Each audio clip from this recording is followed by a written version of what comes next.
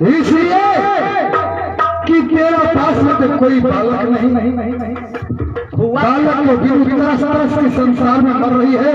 अब राजा सेना सिंह की हो रहा है। बेचारे दीनदयाल पंडित को तीसरा पद में एक बालक है, लेकिन उसको तूने मुझसे सच करा कर मरवाई।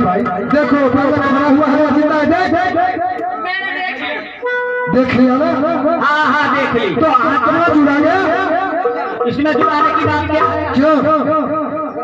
अगर वो बालक जिंदा था तुम लोग बहुत दुखी थे। ओ गलती की, उसका सजा ही मिला।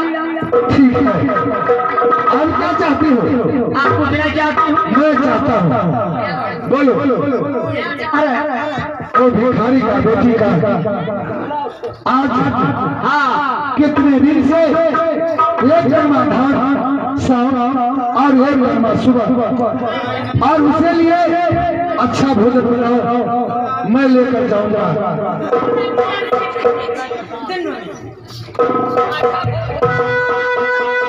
अच्छा भोजन बनाए? हाँ देखे महाराज, ये बनाऊंगी। चुप लेना ले अभी न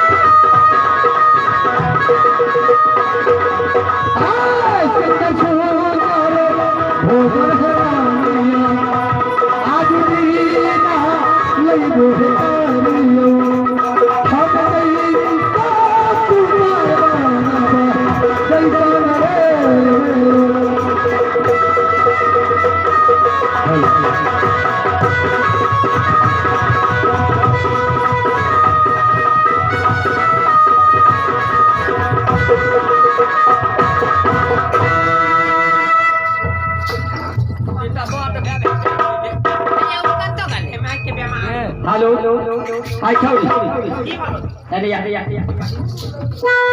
महाराज जो तो ओकरा खीबै ले।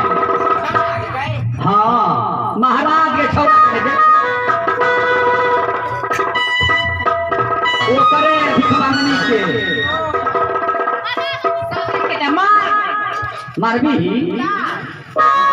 वना नहीं मरतो आई भोजन में ना एमे ना हाँ भैया और भैया काहे के जोहर मिले कहां ले हले तोरे काम तो जल्दी कर मिला मिलन